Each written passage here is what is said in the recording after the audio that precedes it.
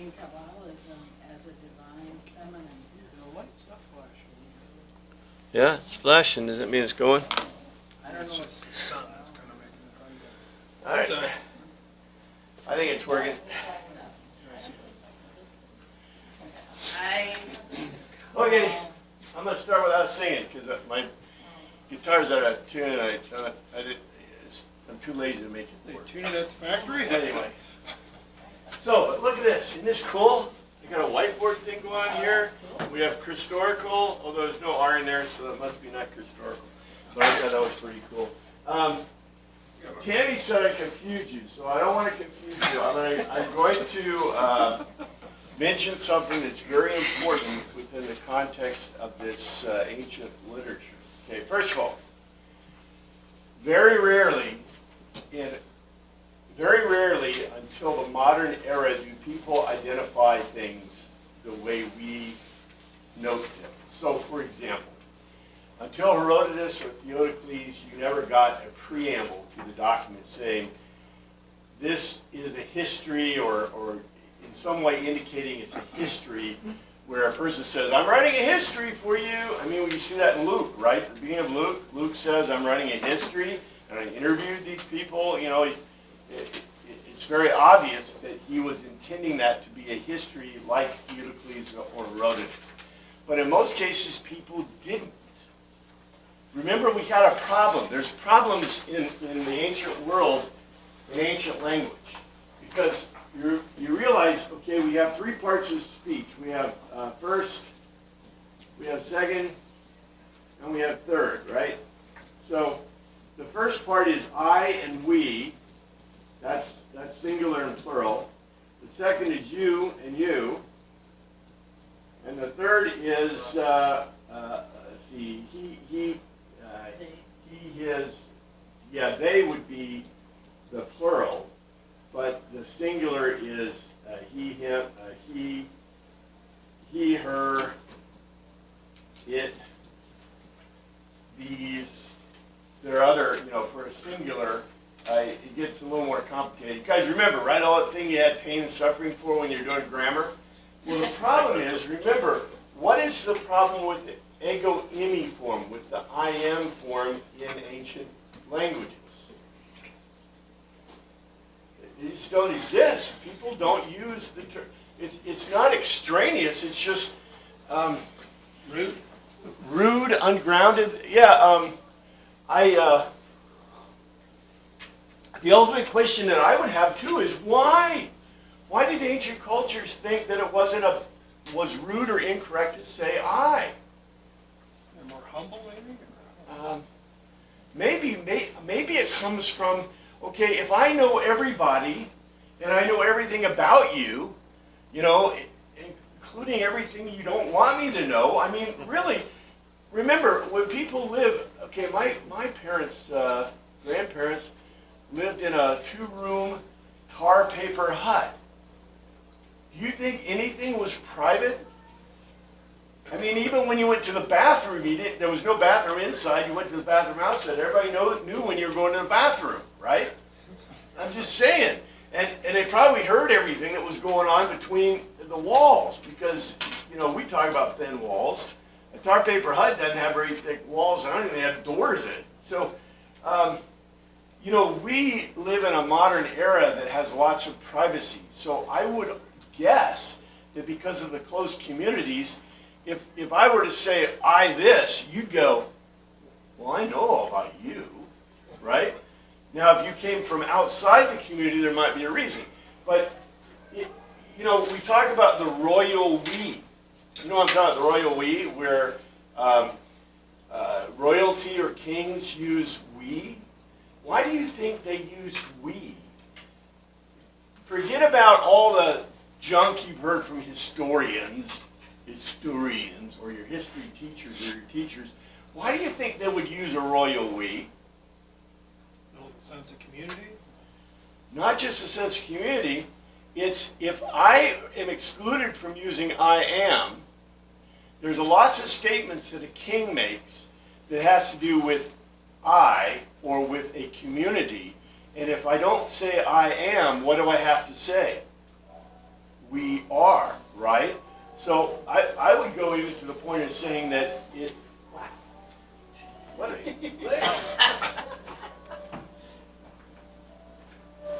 didn't know they were having a concert out there. Okay, Yeah.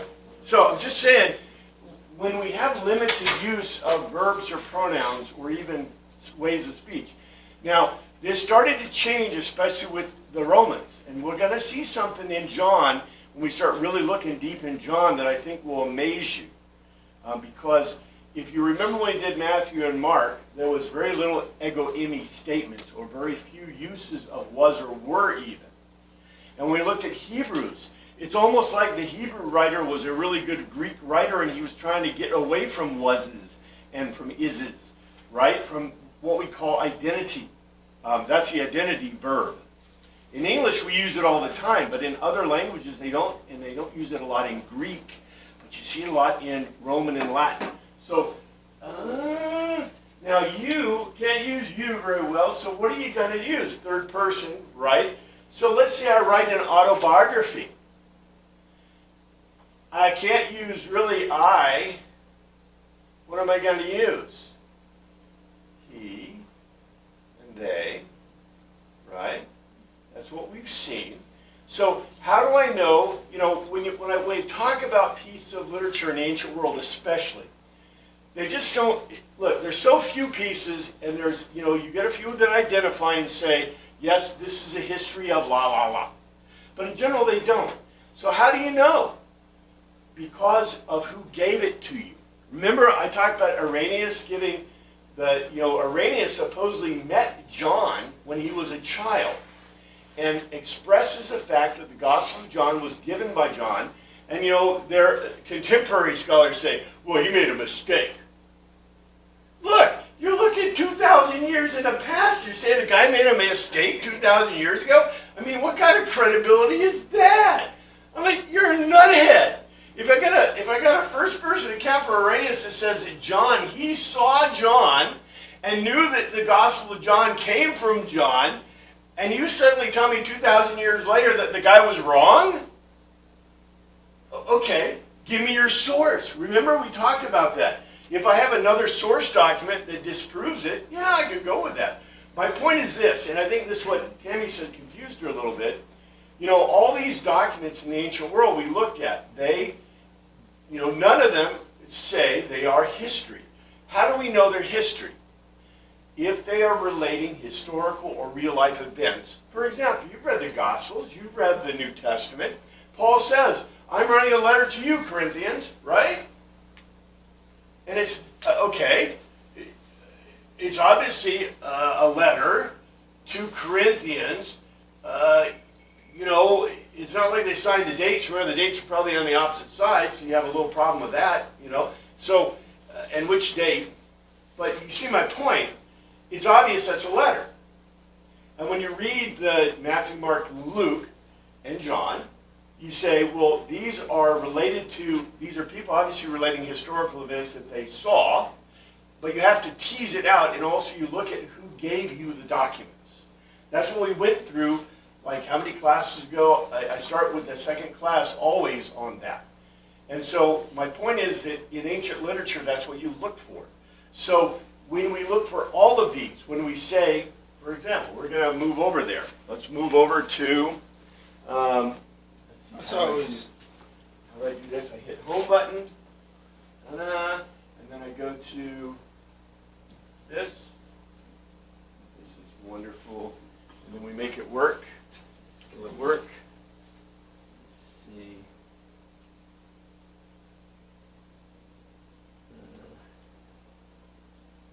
Uh-oh. Oh no.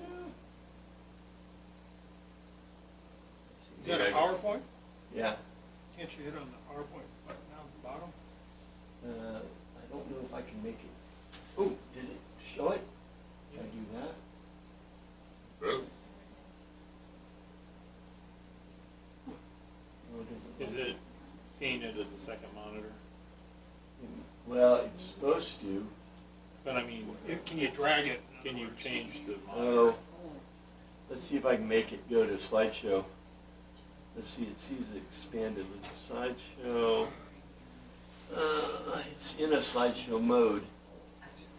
So, There it is. There we go. Slideshow from current slide. Wait, that's way back. There it is. Oh, there So, we go. All right. So, You know, this, Yeah. we're talking about the letters. Well, when, a lot of the history from the Civil War that they're writing, they're actually using a lot of the letters that the soldiers wrote home and talking about the battles. right. That's very similar to, why do they accept that as history, but the letters from John, they're saying is not history? You're right on the money. That you're thinking precisely correct as a historian, right? Because as a historian, what do? I go and I look for all those documents that come from that period, right?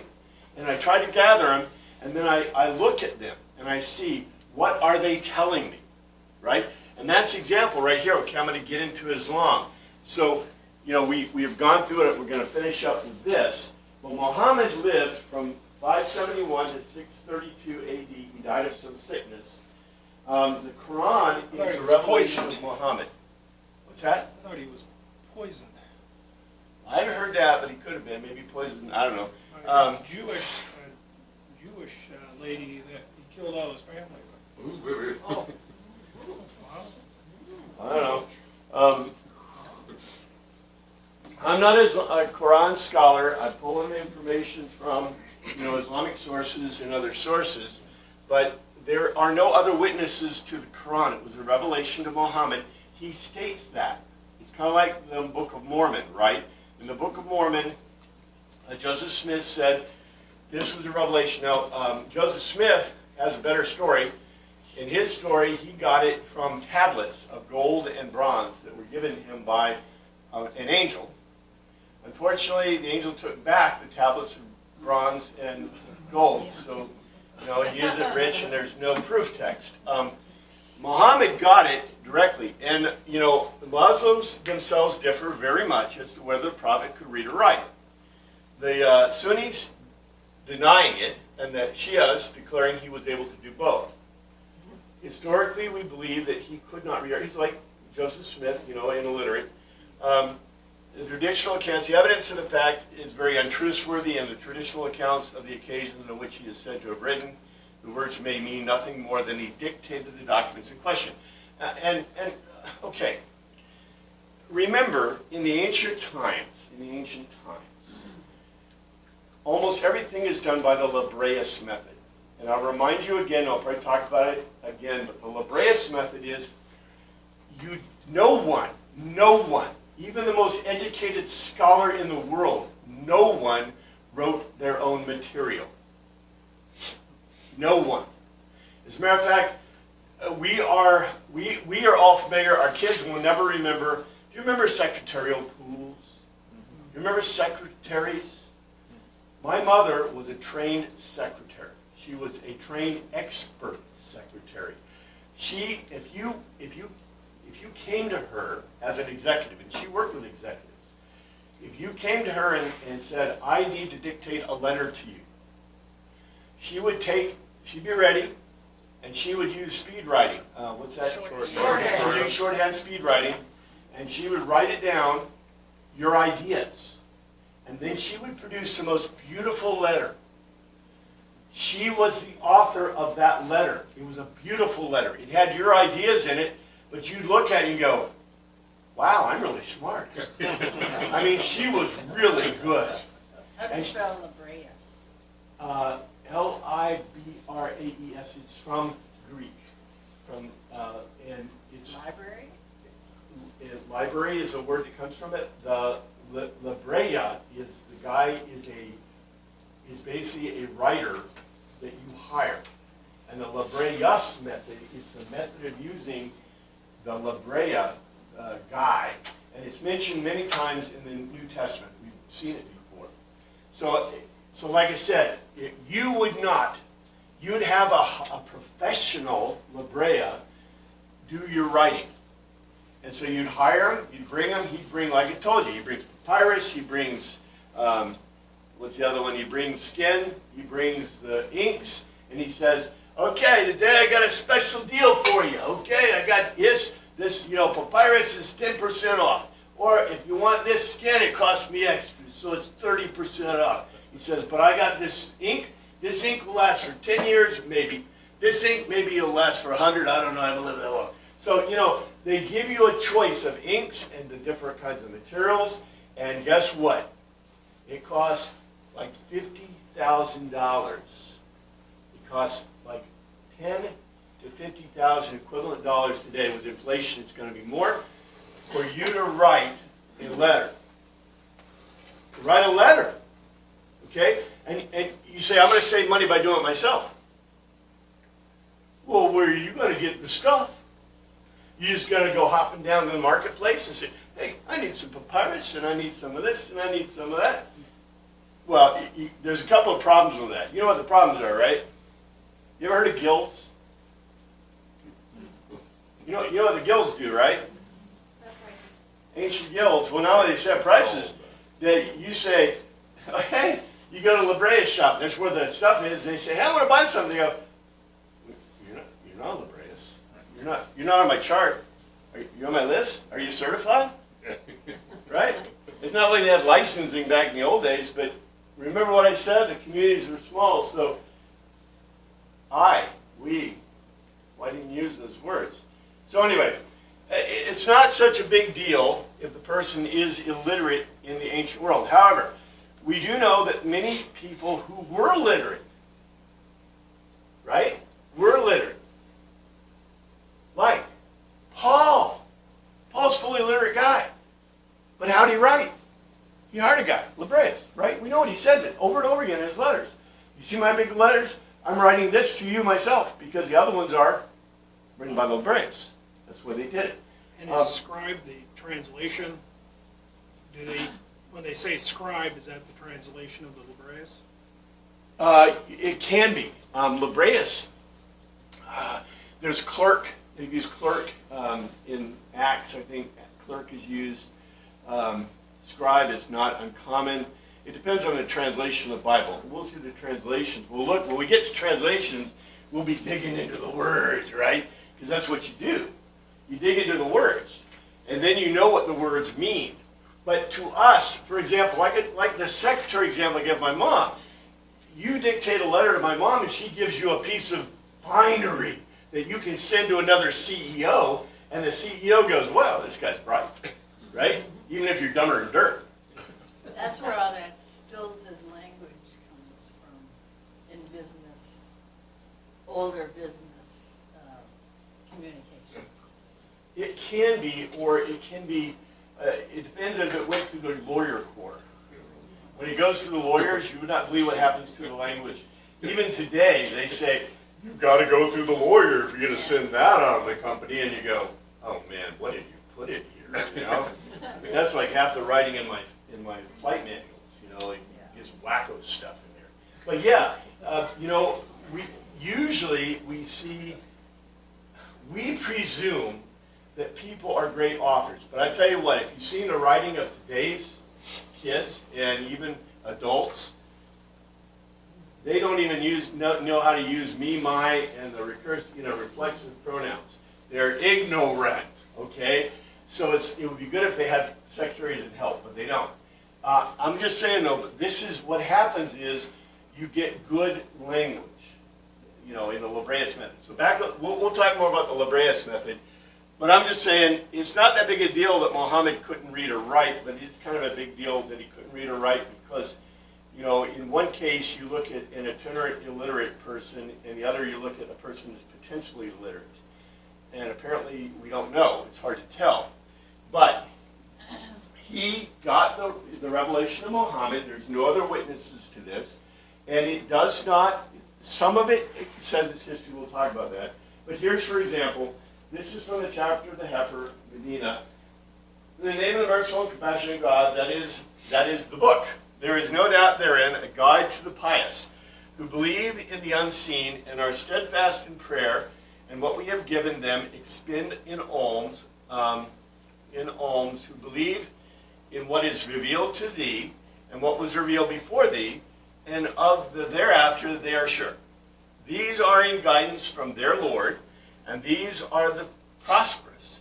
Verily, those who misbelieve, it is the same to them as if you warn them, or if they warn them not, they will not believe. There's on. This is the one of the anti-Jewish and anti-Christian one that was written. That's pretty obscene in some ways. I just bring it up because, okay, if you find that helpful or not confusing, I'm happy. I find it very confusing. That is just a preamble. And you notice a preamble. What does it say? This is a preamble to one of the most important chapters, the chapter of the heifer. What is this, obviously?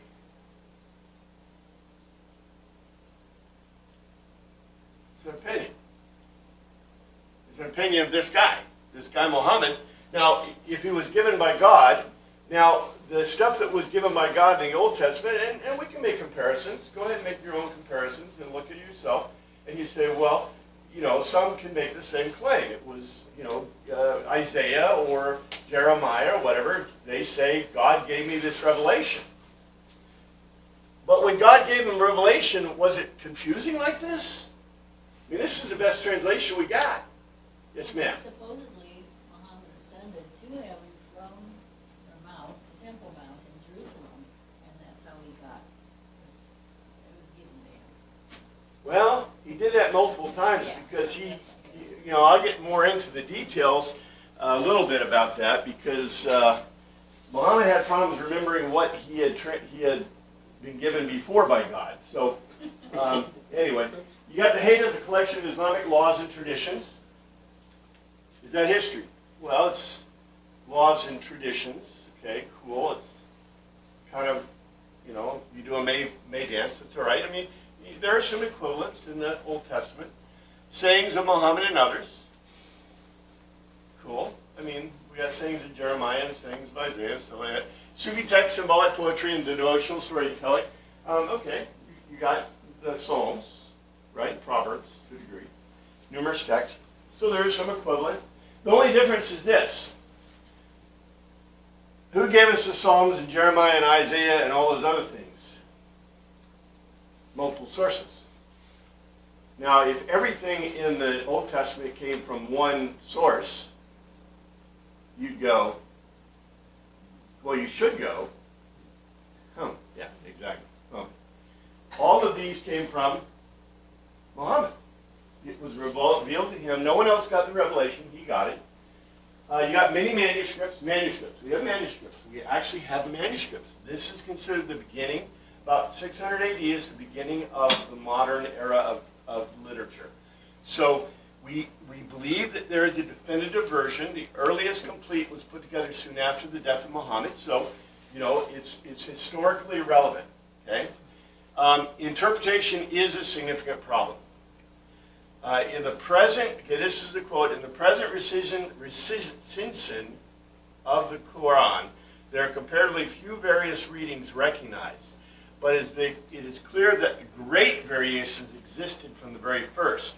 On more than one occasion, Muhammad himself dictated the same passage to different persons with different readings. And the traditional saying ascribed to him that the hour on was revealed according to 7 modes of reading shows what latitude himself allowed. The other interpretation of this tradition, namely that the Quran may be read according to the 7 Arabic dialects, was obviously invented to check the tendency to perversion of the text according to an individual fancy, and is plainly refuted by the fact that the persons to whom the saying was uttered and who had appealed to the prophet to decide upon the reading of a certain text were both of the tribe of Quraysh. Okay. This is a problem that you have with Hebrew and Aramaic. I've warned you over and over and over again about Hebrew. Hebrew is a very, very euphemistic language. However, how many dialects of Hebrew do we have? As far as you know, there's one. Hebrew was a dead language. It's like Latin. How many dialects of Latin are there? There aren't. It's a dead language. You can say how many dialects of Anglo-Saxon are dead? Anglo-Saxon is dead, yes, sir. Is there a general agreement on when Hebrew stopped being a spoken language We're not exactly sure. It was probably during the Babylonians because that's when they really got into Aramaic. And Aramaic is, remember Aramaic gave us the pointlets in Hebrew. So Aramaic and Arabic do have, Arabic is Aramaic. And if you notice, they got 7 major dialects.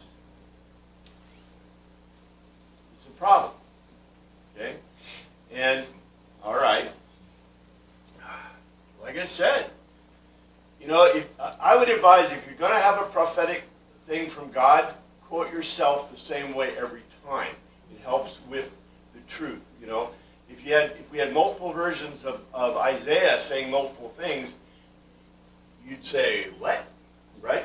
Or if we had multiple versions of the Torah, right? And multiple versions of the Ten Commandments, you might go, what? Now, there are 2 versions of the Ten Commandments, you know that. They're slightly different, but they're not really that different. But it's interesting, isn't there? Just saying, So, yeah, there's latitude, but the documents do make historical claims. There are some problems with those historical claims. There are no significant internal contradictions. It's okay.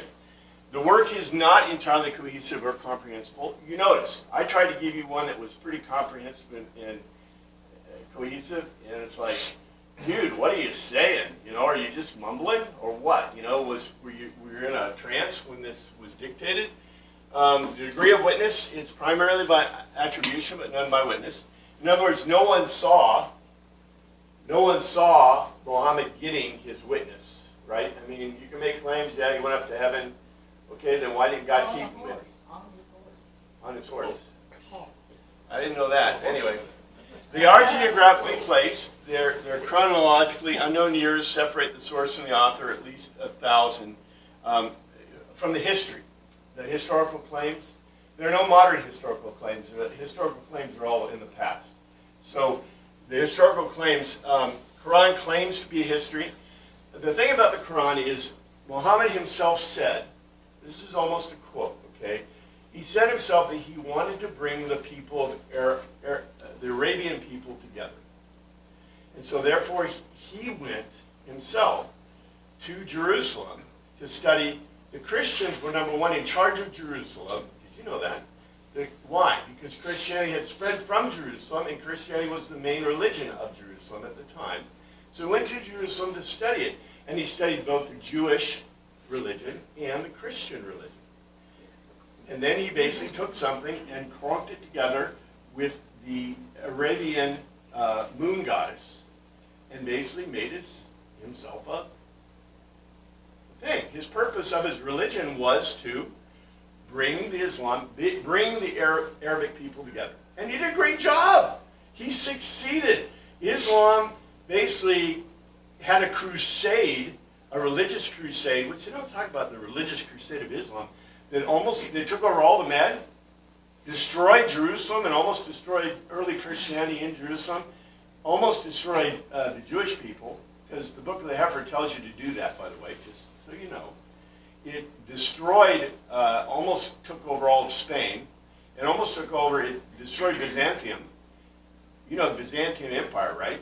And basically caused, until they were kicked out of Europe, and the Crusades tried to get them out of the Christian areas. But guess what? They killed so many Christians, and they're still killing Christians today, because that's in their thing, purview. You're supposed to kill Christians. Okay? So, now, whatever. It claims to be a history. The history is 1,000 years before it talks about. External test, comparison to other works in region of time. None of the historical claims are supported by any other work in antiquity, and archaeology does not support the historical claims either. I can't go over a few. There are not a huge number of historical claims, but this, there's a similar problem with the Torah, right? We've talked about the similar problems of the Torah. So, yeah, it can be relegated to a question of belief. So, there are issues that you have with the Torah. There are issues, the similar issues you have with Islam. The problem with Islam, though, is in the Torah, I have, well, in the Tanakh, I have multiple books with multiple witnesses, right? And that's the difference. How many total Old Testament documents are there? There's 60. What's that? 39 in the Old Testament. Something like 39. 27. And 5 of them are reputed to Moses. Okay, so you got those 5. It's a Torah we studied and looked at. And then you have the others, which are remarkable in their latitude of historicity over what, 1,000 years? So anyway, this is a document that's in time with a single reference. It'd be kind of like if I based my whole religion on Jeremiah. So, in any case, like I said, but Baha'i is Iranian. It's modern universalism. It's modern. You have the Bab, Balula, the Abu Baha, the Shoghi Effendi. Shoghi Effendi. It's modern. Modern universalism. These are modern writers. And guess what? Okay. Here's what you got. It's kind of like Islam. If you have a person that has their opinion about religious things, or like Zoroastrianism. Zoroastrianism is great. That's ancient-ish, no, not that ancient, but it's old, right? So I have, let me put it in this context. Does John give you the opinion about anything? We'll look at the book of John, but you've read the book of John, right? In the book of John, is there any opinion? What does it say? It says Jesus did this, and Jesus did that, and Jesus la. And these are, because of Jesus did this, the disciples believed. These aren't opinions. These are, if I ask you, hey, Al, what do you think? Did that help you understand, or did that make a logical argument to you about what, because Jesus did this? And you go, yeah, that's not my opinion. That may be his opinion, but I'm recording historically, right? So remember, okay, I know we haven't talked much about this, but in natural theology and natural law, the point of natural theology and natural law is that the Catholic Church in the past, and they're supposed to believe the same thing today, that the reason we as Christians chose the documents from the New Testament, why did we choose them? Because they more or less agree with each other? No. We chose. Secondhand, or eyewitnesses, or. That's closer. They're historically relevant. We did not choose any non-historically relevant documents. As a matter of fact, the documents that were not historically relevant, like the Shepherd of Hermes, the Shepherd of Hermes was in the original New Testament. Do you know that? You should read it. It was discarded because it was a revelation or opinion. As a matter of fact, old Martin Luther and also the early scholars didn't like revelation. Why? It's a kind of an opinion, right? It's a revelation, right? They did not want revelations. Why is the Didache not in the New Testament documents? Because it's a doctrinal thing of what you do. It's not a history. So the New Testament and the Catholic Church stood by this for even to the Luther period. The Catholic Church stands by this, that the documents are historical. So when I make I've said this before, in the Catholic Church, if somebody miraculously found a new gospel, a real one that you could attribute to the time, they should be the first people saying, we're going to put this in the New Testament. Now, the Lutherans would probably take another 500 years before they would, because we'd have to look at it a little bit, right? I mean, even Martin Luther didn't like Hebrews, Jude, James, Revelation, and Hebrews, right? And Hebrews is one of the best. So, just saying, but, the thing is that if it's a historical document and we can reliably find it's historical, what do we want? Put it in, right? That's why we don't accept the Gospel of Thomas, the Gnostic document. We don't accept the Shepherd of Hermes. We don't accept that you don't know it. I do. I teach classes on this. There are hundreds of documents in Christianity that are not in the New Testament, not because they're made up junk, but because the historicity is questionable, and because we do not, the whole point of the New Testament is history. Period. Yes, sir. Well, based on that, it is rather strange that Revelation is It is. in the Bible, because it really doesn't fit with that at all. The thing about Revelation is, why do you, and okay, I know I'm wasting our time, but why do you think Revelation is included? What if you were a person in that period would make you say, I want Revelation, I'm going to keep it? Kind of tells the end of the rest of the story. John said this, I saw this. Because John said, I saw this, and you got it from John, right? If you had an apostle who said, I saw this, and he brings it to you and he says, yeah, here's a revelation. Well, would you go? What would you do? Well, yeah. The reason people don't study Revelation is, number one, if you want to study Revelation, you better know really good Hebrew, you better know really good Greek, and you better understand what's going on in the times. Because I guarantee you, most people have no clue what they're doing, and they're staggering around like blind scholars that are idiots, okay? And half the stuff you hear from people about Revelation is totally whacked. And your translations are no good. Your translations are not culturally relevant. We're going to see about culture. Do you guys remember in Hebrews? Okay? And I've got to throw it out. Metaepithumia. The scent of the sacrifice from man to God. Translated as pleasant. Oh, it's a pleasant day. The scent of the sacrifice is rising from man to God, and it's just a pleasant day. Why would we translate a culturally relevant word like that and destroy it? You see what I'm saying? That is the problem with Revelations. Revelations is not complex Greek, but it has a lot of Greek in there that's about politics and sacrifices and symbols. And where do you think all this? Greeks don't like symbols. Where do you think all the symbols come from? The Hebrews, right? So anyway, it's funny. Bahaism is modern. You really can't. It has nothing to do with historical documents. Mormonism, Book of Mormon, the Pearl of Great Price, 2 documents. Joseph Smith, an untaught farmer. He was untaught. We know it. His records. He had bad school records, even if he went to government-controlled schools. He found golden plates in New York. He dictated and translated the plates using various mystic items. And by the way, during his lifetime, was there any public schools? No. He should have been literate. The average child, until 1833, what happened in 1833 that literacy began to decline in the United States of America?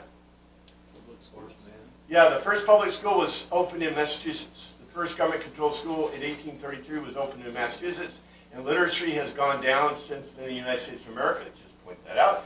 Most kids learn to read and write from their parents, from their mom and dad. And their moms and dads were a lot more effective. Anyway, historical source. Remember Calvin? Or was it Calvin? I think it's Calvin. Wesley gives an account of how, most people don't write. You don't write down stuff. Remember, in history, you don't write down stuff that is like common knowledge everybody knows. Wesley did. He wrote about his mom teaching him to read. He was like number 7th out of 12 or something. And his mom, you know how his mom taught him to read? She took one day, she used the Bible. She used the King James Bible. She took one day that she did not work. She told her daughters, her older daughters, her older sons, you take care of the house today because today I am teaching Wesley to read. And she sat down with him all day. And at the end of the day, the next day, he was able, according to his thing, to read the Bible scripture for the day, for the family. Do you know what I said? How long did it take to learn to read? One day. How long does the average first grader take to learn to read? They don't until 4th grade, and by the time they're done And most fourth graders can't read in America. So, just saying. Anyway, I just want to point that out because Joseph Smith was odd. Most people could read and write in America in that time period, and they read the Bible. He found the golden plates in New York. He dictated and translated the plates using various mystic items. One of them was a hat, and the other one was some glasses to Martin Harris. Martin lost the first translation. He didn't lose it. He sent it to his fiancée. His fiancée said, "This is junk," and trashed it, apparently. It's like, she said, "This is crazy tunes," you know. So, he lost his first one, so he dictated and translated the plates again to Oliver Cowdery. Cowdery apparently was a confirmed bachelor, did not have a fiancée, and didn't send to anybody crazy. He didn't want a crazy person. And they were published in the Book of Mormon in 1830. The golden plates were claimed to be seen by 12 people, but were taken back into heaven. So claimed by... Plates are the 12 people. Huh? The plates are the 12 people.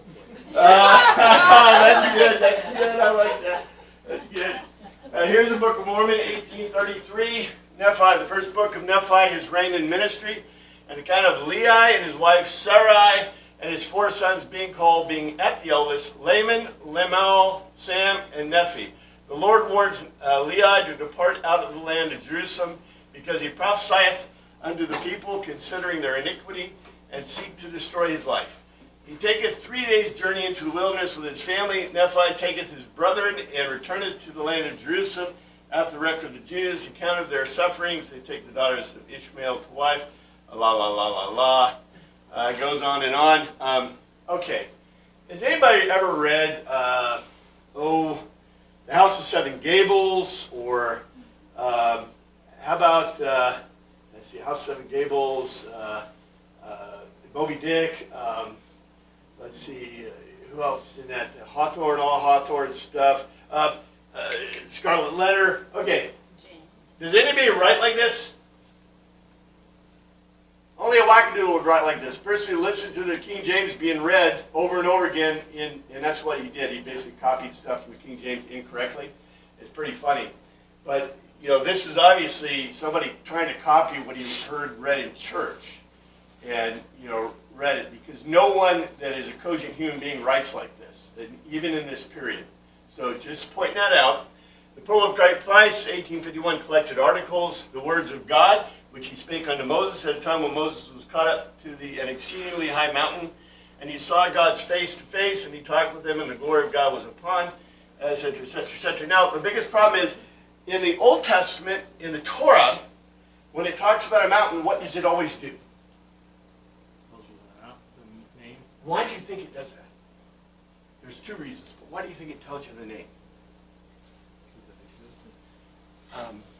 Okay. Before you're literate, do you have a word for mountain?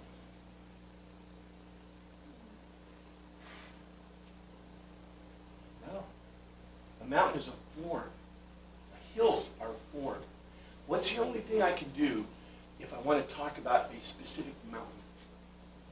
I have to name it. Yes. Because there is no form for mountain until I invent literacy. Once I have literacy, I can have mountains, right? Just like I can have love and other really cool things. But before that, I can't. So therefore, if you name something in ancient documents, you are always going to name it. That's why in the Old Testament, they're named. Every mountain has a name. Every place has a name. Guess what? Look what it said. Caught up into an exceedingly high mountain. Interesting. That's a proof. That's a proof text right there. All right, and then let's go on. Okay, Mormonism, bibliographical test. Bibliographical test. Yes, the original Cowdery manuscript exists from 1830. Yeah, and so does Gettysburg Address, right, from 1860 something. The brass plates are not extant. They were 600 BC. No originals. There's 24, 30 years separate the manuscript and the original of the brass plates. There were brass plates and golden plates. So the plates are gone, but there's a problem with brass plates. If brass plates are 24, 30 years old. Tell me what happens to brass plates. There ain't going to be none. So there must have been a real miracle because they had brass plates, but that's okay. Poor old Joseph Smith was not very educated. Yes, sir, Doug? Was brass even a refined metal at that time period? Yeah, it would have been because we're talking about the Bronze Age. But you're right, brass. Brass is more of a modern-ish thing as opposed to bronze. So they should have been bronze, but maybe he had a mistranslation, right? I mean, he may have had foggy goggles, or maybe his hat didn't work the second time. The golden plates are not extant. They're from 421 AD. No originals. 1409 years separate the manuscript from the original. 1400 years. Yeah, gold plates will last that long. Yes, sir. How do we get these dates if they don't exist today and we don't even know if they ever existed? How are they coming up with a date? Joseph told us. That was a claim that he made. It's a claim they made that this is when it came. This was the period. It's supposedly the period. Remember, there are two tribes of Israel that have disappeared. They were, accumulated. It went into other tribes. Which ones were they? They were the two Josephs. Yeah, and they, Ephraim and Manasseh, and they were assimilated by other tribes. I think by Dan. I don't remember. Anyway, they're assimilated tribes. And so the argument that he made was that these people, Naphtali and the others, are, were part of that tribe, and that tribe went to South America. And in South America, they became the dominant culture, and that's what Mormonism is all about, is the Americans were Americans. That was the Christians. Remember when Christ says, I have other sheep, that Mormons believe the other sheep were those guys. And they migrated to New York and brought the plates with them? Yeah, actually they did. And the plates were left in the thing. Okay. An unknown span from the events to the writing, the documents make historical claims. They make historical claims. The problem is, we ain't got the originals. So, maybe they make claims, but what do you do with that, right? External tests. Comparison to other works. They're not supported, the historical claims are not supported by any other work in antiquity. None. Period. None. There is no support at all, either in the New World or in the Old World. Archaeology doesn't support historical claims. There's no books, no maps in the Book of Mormon, even though what you said is correct. They claim all these cities and places in the New World that were, taken by Mormonism. Why do you think Joseph Smith made all these claims to cities and places in North America and South America? What do you think his point was? He knew about it, he knew about it. Well, he kind of knew about them, but he didn't even pick real cities. Why would he claim places, though, in North America and South America? Because, okay, if you're making a religion, do this. Make sure you claim places, because then you can go back to the federal government. And he tried. He tried to go back to the federal government and cause a revolution. Remember that? He caused an insurrection, and the government sent in troops and killed him. He died. He got shot by American troops, which is a positive thing because he was an insurrectionist. But he basically claimed part of the U.S. landmass so that he could make claims against the federal government. Basically, even in the 1830s, the government was idiots, and they were, allowing claims being made by foreign governments and others, right? And so, yeah, he wanted to set up, he did. He set up he set up in Utah a separate nation state. Remember that? And basically the government came in and slapped him and said, no, this is U.S. property, you can't do that. Look, study this all you want. I don't think it's worth studying, worth anything, but it's a very interesting historical thing. It's really funny that most Mormons have no idea what, the history. If you ask them about this stuff, they have no clue, even if they're trained in it, right? Yes, sir. So you're saying it was a clever land grab? It was a clever land grab, and Joseph Smith may have been a dummy, but he wasn't too much of a dummy. I mean, he got all the women he wanted. Basically, he had sex with hundreds of women. We have no idea how many he had sex with. And his co-founder, who was a guy, I can't remember his name, he actually, they both had multiple wives. And Brigham Young. Yeah, Brigham Young. They were, Anna Cotton? They were big time. I mean, it's kind of like, what's that guy that killed everybody in Guyana? You know, Jim Jones? Jim Jones. It's kind of a Jim Jones thing, you know. But like I said, Jim Jones made a mistake. He claimed the wrong piece of land. But I'm just saying, you need to claim something that really means something. There's no correspondence with any real place name or people or anything in the New or Old World. So when you look at, he has names in the Book of Mormon, there's no correspondence. No, at all. If you can find one, Mormons will probably give you a bunch of money. Let's see. And then here's the ancient documents we've been talking about. Again, I just give you a list. You know, in your comparison, we really can't compare them to the New Testament documents. New Testament documents are irrefutable history. The only reason I brought this up is because I saw the curiosity in your eyes. I knew you wanted me to bring this up a little bit and talk about this. And like I said, yeah, I do mean to disparage other religions because Christianity is not a religion. Christianity is based on historical fact. And that's what I want to show you in the book of John. These others are, you know, okay, you know, like I said, we have problems with the Torah and the Dead Sea Scrolls. We have problems with the Old Testament. The Tanakh has issues.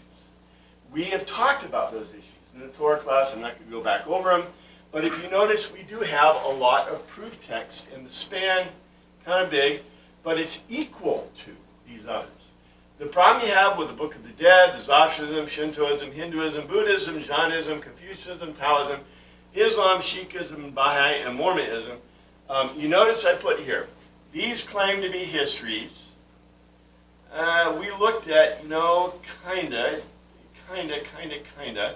But the nuns, you know, most of these are just opinions. Opinions of a single person, opinions, you know, of revelation. I always question revelations. Revelations, you know, when someone says, God gave me a revelation. Now what we do is we go and check it versus, I say check it versus the Torah. You want to check it versus other religions, you can do what you want, but I'm just saying, whatever. If you want to focus of why, that's what we taught in the Torah class, right? That was the big point of the Torah class, of why. Trying to show you the historicity and the point of it. In the New Testament, we don't have this problem. The New Testament is not like this at all. We have 27 books. Each of them are separate and different. They're a different, quote, you can call them a historical revelation if you like, but they are not really revelations. They don't say, except for a few, like Revelations itself, right? They don't. John doesn't say, I had a dream and I dreamed about Jesus, right? That's not what he's going to tell us. He's going to say, he's going to actually tell us things about this guy Jesus, and that he saw this guy Jesus. It's first person account. So, from a historical standpoint, when we look at the book of John, that's what we're really looking at. Let me see, I don't think I have anything else here. Their conclusions, yeah, here's the conclusions. Most religious works in antiquity have serious historical problems.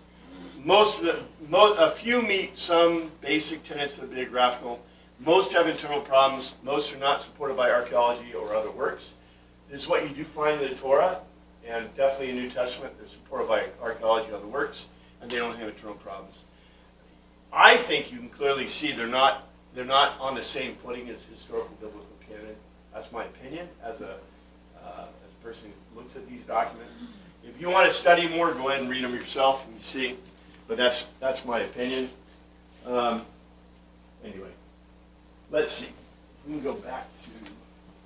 I know we're running out of time. What I want to do.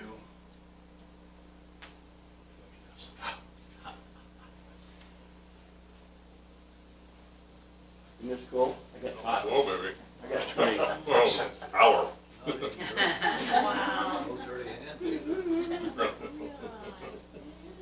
Are you touching the screen, or is it just the heat of your hand? I don't know, but it knows that. When I know, but are you touching the screen? Yes. Yeah. Oh, yeah. I'm touching the screen with my hand. I think it's pretty cool. Anyway, I'll go really quickly. Lego, telos, Legos. All right, I gave you words. If we don't get done, we'll make sure we get to literature of John, because we got to go to literature of John. We got to go Lego to telos. And the big point here is a Lego. A Lego means is a way of, there are basically 12 ways in Greek to say or said. 12 ways to say or said. In English, we've got lots of ways to say or said too, but we don't. So we usually end up saying he said, she said, they said, you know. But in Greek, Greek always tells you what they are telling you. So, for example, in Greek, lego means literally to lay forth, relate, in words usually, you see it says usually of a systematic or set discourse. All right, lego. Lego means this. And if you look in Greek, trace your Greek. It means a logical argument. Now, why do you think Strong's and Vine's want to tell you that it's usually a systematic or set discourse? They're not trying to occlude or separate. It's just every Greek speaker, if I tell you I legoed you, what I'm telling you is I am giving you a logical, rational argument. Now, I didn't write the other words. I need to go into the other words. But if I say, for example, I themi you. Themi. Themi means I'm telling you my opinion. So in the Greeks, and I'll go back through these words a little bit so we understand all these important Greek words. But if you read in a Greek document that says, Jesus themi, what's he doing? He's telling you his opinion. If it says John themi, he's telling you his opinion. It's not a logical argument. In other words, he may not have a backing for it. When he says it's legoed, he what? He has proof. It's a proof text. Now, if I say I'm going to rimmy you, by rimmy you, I'm going to tell you a story. Now, the story may not be logical. It may not be reasonable. It may not be... It's just a story, right? But I'm rimming you. And I could give you a parabolo, right? A parabolo. A parabolo is and we'll get more into this. That's where the telos comes in. Well, I'll talk about telos. A telos is literally in Greek the point aimed at a limit. Okay, the point aimed at a limit. What is that? All right, so I have a projection on a horizon.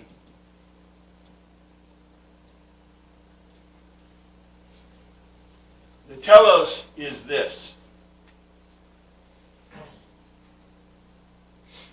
Where it's trying to take you. It's a projection, okay? This is where Greek gets really fun and very complex. Every single thing in Greek generally relates to what we would consider a mathematical or a geometric construction. Why do you think that is true?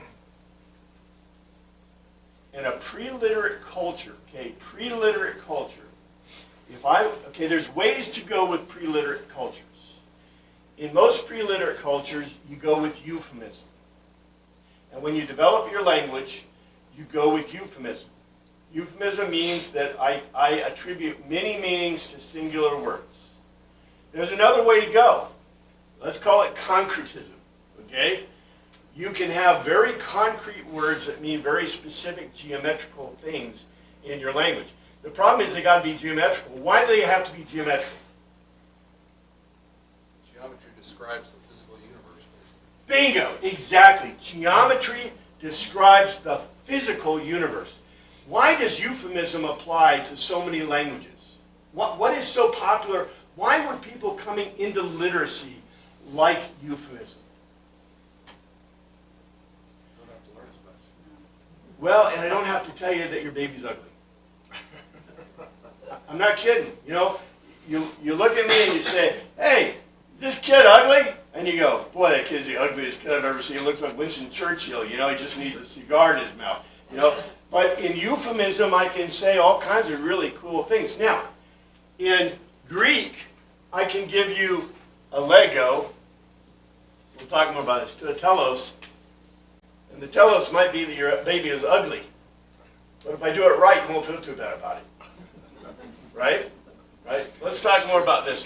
Thank you, Father, for your word. Pray you look after us this week. In your name we pray. Amen.